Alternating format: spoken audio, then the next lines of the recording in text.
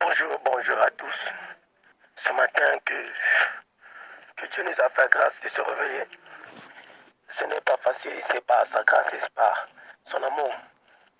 Mon frère, ma soeur, je t'aime beaucoup. Sarah, je me passer une petite 10 minutes avec toi pour une petite prédication qui sera comme un thème. La grâce de l'Éternel nous accompagne toujours dans notre vie. Au nom de son Fils Jésus-Christ, nous avons reçu la grâce ce matin. Cette grâce qui n'est pas si facile à voir. Cette grâce qui n'est pas si facile à donner à n'importe qui. Il y a des gens qui n'ont pas trouvé cette grâce ce matin parce que Dieu n'était pas avec eux. Dieu était avec eux, mais malgré Dieu ne les considérera pas.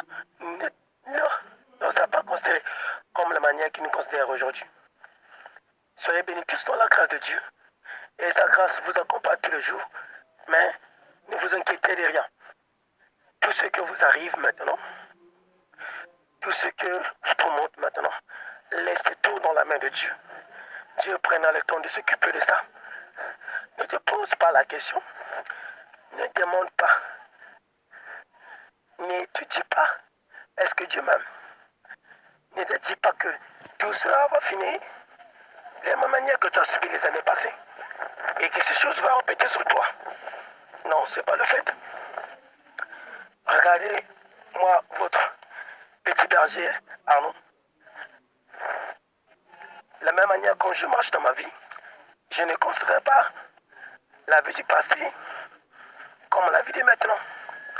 Je me disais toujours une chose dans ma tête. Au passé, je sais, mais si je laissais le passé à cause de la réalité qui n'était pas normale, parce que je n'avais pas Jésus avec moi, parce que je n'avais pas quelqu'un pour me guider, parce que je n'avais pas trouvé la grâce, quelqu'un qui pourrait me conseiller tout le temps. Je sais que non, oui, non, on ne veut pas me fou. Quand je cherche toujours à voir des gens qui vont leur conseiller, qui vont leur parler, qui vont leur motiver. Mais j'aimerais te dire, la Bible est avec toi. C'est ton seul ami éternel. C'est ton seul ami qui va te comprendre. C'est ton seul ami qui va même t'embrasser. C'est ton seul ami qui va même te consoler. Quand tu te sens dans le problème, ne demande pas le conseil aux gens. Par la grâce de Dieu, ouvre la Bible et lis. Tu verras, chaque moment que tu liras la Bible, les meilleures choses vont s'accomplir dans ta vie. Moi, votre petit berger, petit pasteur, hier, je suis passé à une culte de louer l'Éternel parce que cela est normal. Je loue l'Éternel, j'adore l'Éternel avec les autres, avec le peuple de Dieu. Dieu était merveilleux. Mais je me disais, le matin, quand je me reposais, si on me sert le dimanche, je me repose. Mais comme si je ne peux pas marcher dans ma propre volonté, à un moment, le Saint me dit, non, Arnaud, lève-toi. C'était 6 heures du matin. Moi, j'avais prévu me réveiller à 8 h, 9 h pour me reposer.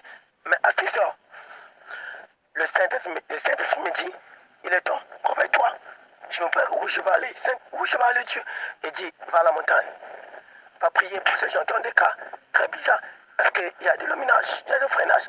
Prie pour le peuple de Silaoui qui n'arrive pas à changer. Prie pour les autres aussi qui ne veulent pas me suivre. Va pleurer à la montagne. Je me suis dit, je ne peux pas résister à l'appel de Dieu, ni à l'ordre de Dieu.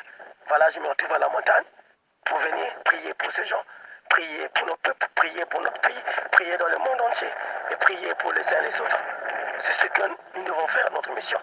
Marcher dans la volonté de Dieu, ne marchez pas dans la chair, sinon votre vie sera en danger tout le temps. Que l'homme ne vous trouble pas par ses conseils, par ses influences, mais laissez le Saint-Esprit de Jésus et la parole de Dieu et la volonté de Dieu vous influencer dans votre vie. Ne soyez pas influencé par quelqu'un ou par les matériels, mais soyez influencé par la parole de Dieu. Cela vous donnera une consolation, une confiance, une fidélité et un amour grand que l'homme ne peut jamais séparer. Que je vous bénisse. À bientôt.